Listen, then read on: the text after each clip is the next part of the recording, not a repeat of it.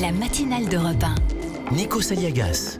Il est 8h12 et on retrouve, vous l'avez dit, Vincent Hervouette pour l'édito international. On a vu les images partout sur Internet, sur les chaînes info. Le coup d'envoi de la campagne de Donald Trump pour sa réélection, déjà avec un meeting absolument monstrueux. Enfin, il y a tellement de monde. Hier soir à Orlando, en Floride, c'est un show en fait. Oui, on se dit que c'est parti, mais en fait, ça n'a jamais arrêté. Vous avez remarqué, Donald Trump est en campagne permanente.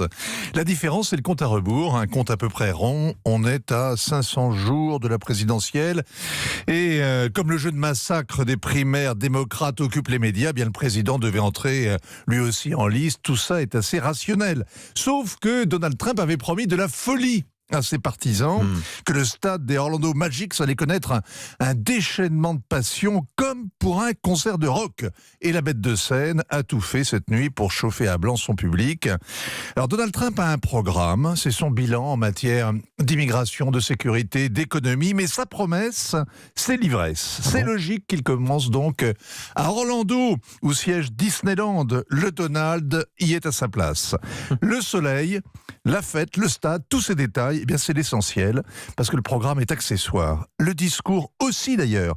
Il n'y a plus vraiment de discours. Donald Trump fait un numéro de stand-up, il n'interprète pas un texte, il fait des grimaces, des plaisanteries, des coq à l'âne, des mous, il dit parfois n'importe quoi, il improvise, c'est du grand art. En fait, la politique comme un spectacle, avec un candidat qui est un professionnel. Là, vous l'avez dit, du stand-up et du spectacle.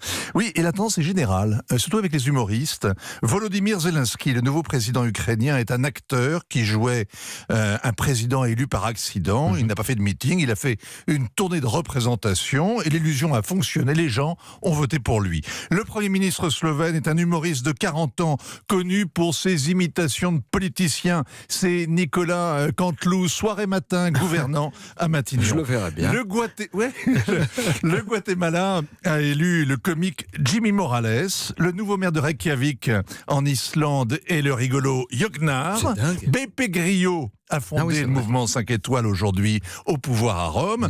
Même Boris Johnson doit une grande partie de sa notoriété à son humour décoiffant dans l'émission satirique de la BBC. Alors ils sont tous comme Trump, des rebelles officiels. Ils choquent le bon goût, ils transgressent, c'est exprès. C'est leur meilleur atout face aux élites qu'ils dénigrent. Et Donald Trump a fait un tabac cette nuit en faisant huer ainsi les médias. On peut donc loger à la Maison-Blanche et rester un outsider. Et il va rester à la Maison-Blanche s'il reste un outsider. Ouais. Le comble, c'est que ça marche pas si mal.